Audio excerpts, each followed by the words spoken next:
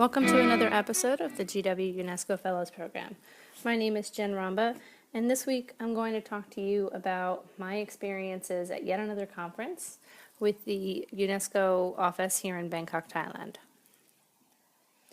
In the middle of last week, I had discovered that my primary project for the summer, which was going to be working on an e-learning course within my basic education team in the Inclusive Quality Education Unit, had actually started to fall through. We needed to do some major redesigning of the course itself, and we were unable to do that without calling in another web developer and an animator, for example. So we wouldn't be able to pilot the course over the course of this summer. So this left me with a rather large gap in my work, or scope of work, I should say, for the summer. And I found myself wondering what other teams were doing and what other kind of work was going on, and maybe I could get myself involved in.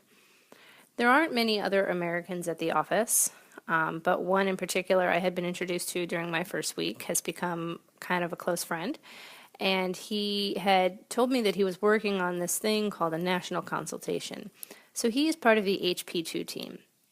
Their focus is health education, HIV, comprehensive sexual education, but of course also sexual orientation, gender identity, and expression, otherwise known as SOGIE, S-O-G-I-E. Their project was going to start looking at the problem of bullying in Thai schools on the basis of sexual orientation, gender identity, and expression, but also to look at bullying on the basis of any form of exclusion, discrimination based on a disability or socioeconomic status as well, all working toward SDG 4, Sustainable Development Goal number 4, which is to ensure inclusive quality education and lifelong learning for all students. So I had asked my direct supervisor if it'd be all right if I helped out, since they didn't have a lot of extra hands to get some of the little things done.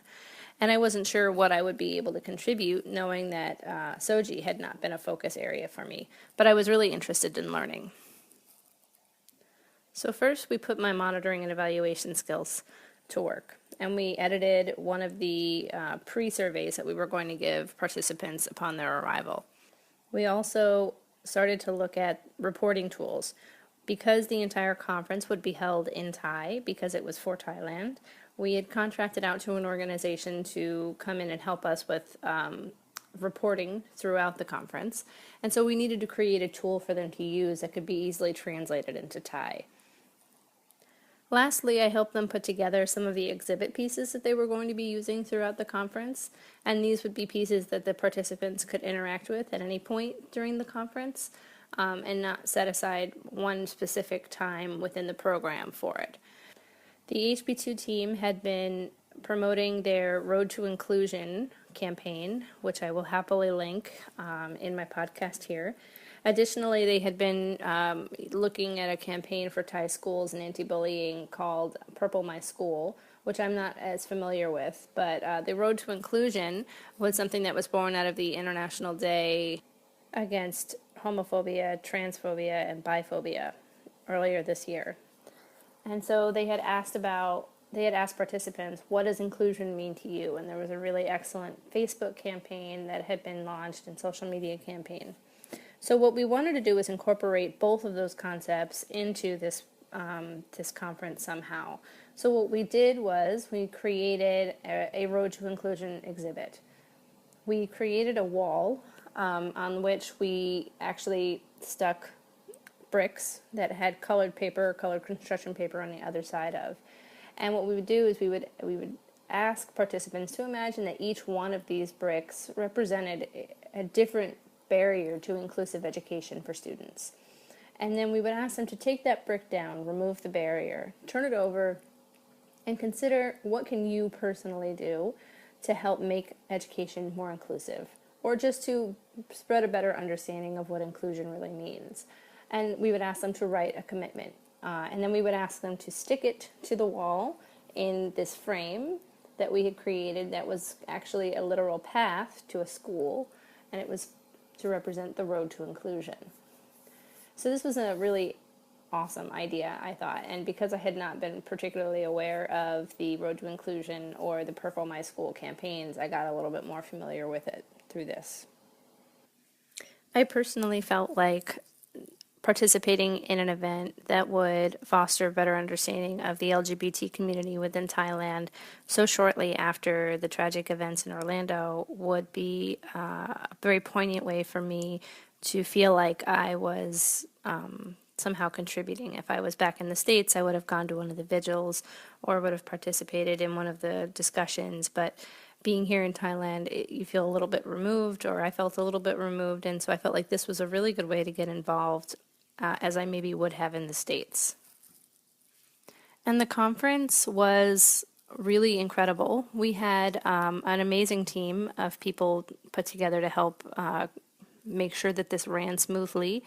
They had been a little short-handed on the HP2 team leading up to this, but with my entrance or with my work beginning with them, they also received 2 interns, one on the national level and one on the regional level. And that actually created almost a force of productivity immediately for them. And I think that that's really exactly what they needed. The conference went really well. I think that there are obviously always going to be challenges with a conference that you have to put together over the course of only 2.5 days. We had some scheduling difficulties, but there wasn't anything that we couldn't overcome. And I feel like the message of the conference really hit home with the people that attended the conference. We had teachers, we had policymakers, we had 1 or 2 members of the various government agencies involved. We had visitors from the Ministry of Education. We also had a pair of women who had worked with an organization that was creating learning materials to teach human rights. And that was actually one of the more interesting sessions that had occurred, where you could get involved and look at what students could learn about and how could they become more interactive with the concepts of human rights outside of just the political arena, which you would hear about on the news or read about in the newspaper. So this was really interesting. We also talked about awareness raising. There was a discussion about counseling that went on and how counseling can help victims of bullying to feel like they're not alone in this matter, and that it's okay. You don't always have to be strong. Sometimes you can just reach out for help. We also discussed the role of the teacher, the role of the family, the role of the government. What can everyone do together to help create a safer school environment for students? And there was a lot that really went into that discussion. But I think for me, the most powerful pieces of the conference were exhibits by youth. So we had 2 different youth groups come in.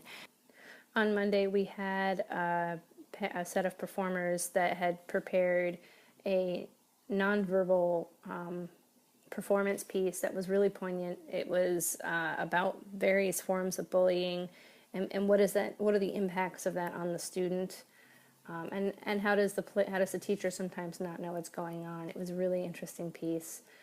Additionally, on Tuesday, we had 2 different groups of students from schools that had participated in a competition, a songwriting competition about bullying, anti-bullying, I should say, and they performed the first and second place performers got a chance to play their songs for us, and they were really interesting.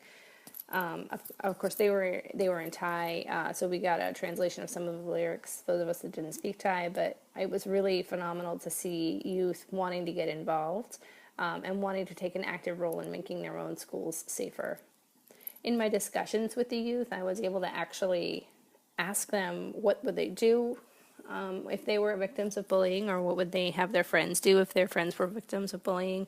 And the groups were very different. So Monday's troop had, there were more of them. They were a little bit older, and had told me that, as children in school and primary and secondary, they might not have done anything. But now they feel like there's so much more that can be done. And part of that just starts with informing students what bullying really looks like. I mean, we call it 100 different things: teasing, joking, picking on, making jokes. But you don't call it bullying, and you might not know you're a bully. One of the students had actually said that the leader of that troop, on Monday, had said he didn't realize it until years later that he was a bully. And so he made it a life's mission to kind of turn that idea around and to do what he could to help those who were being bullied. in Tuesday's group had been actually educated in anti-bullying and were much more proactive about getting teachers involved and getting parents or friends involved and making sure that their colleagues or themselves were not left alone in the process. They were not left alone to be bullied by them on their own. I think there's a lot to be said about the role that bullying plays. I think that oftentimes it gets portrayed as something that's for the weak and that we have to be stronger to resist the insults or the words that might come from those that we don't enjoy, that we don't like. And we might not always recognize what bullying feels like. But I think that now there's this difficulty where the lines between what's at school and what's at home versus what's online, these lines are becoming more blurred. It's becoming a lot more vicious. I feel like society has become a lot more extreme, and that's definitely playing out for students in schools. So anything that I can do to help further the message that, you know, it's not okay, you're not alone, and we will help to the extent that we can. You know, anything I can do to contribute to that message is worthwhile. And the conference really helped me to conceptualize what bullying looks like in a context that's not just American or Western necessarily, and it was really interesting to see that. I think that this was possibly more rewarding than the first conference, which was an incredibly rich experience. This conference was, you know, 5 or 6, 14, 16-hour days, and was really emotionally trying to an extent because we asked these participants to come in and some of them were willing to share their experiences that are very personal. They allow themselves to become vulnerable. And so the group itself was given an opportunity to really feel the emotions that revolve around what being a member in the LGBT community might be like here in Thailand, and then also to deal with that in a social setting that is as complex as school can be, because it's not just showing up and going to class every day, and I think anyone that's completed high school can tell you that now. So going forward, we had looked at various entry points into the system to see what could be done, where could we start, and it sounds like we have a pretty good plan, and it will be interesting to see what comes from this conference. This conference is part of a regional project, so there will be national consultations in other countries as well, and the focus may not necessarily be SOGIE, but rather just inclusive education and fighting, addressing bullying as a means to create better inclusion in schools. Meanwhile, I will be working with my team to continue revisions on the gender assessment tools that we had done the workshop on previously during my first week, and we hope to have those out to some of the countries so that they can begin their gender assessments within the next couple of weeks. I'll also be heading to Phuket next weekend to hopefully see some of the Phi Phi Islands, but also to just snorkel and check some things out. I'll have some wonderful pictures next time. I'll see what I can do about posting a set of them for my next entry. And I'm also beginning to plan a trip to Chiang Mai, so maybe sometime next month I will get there.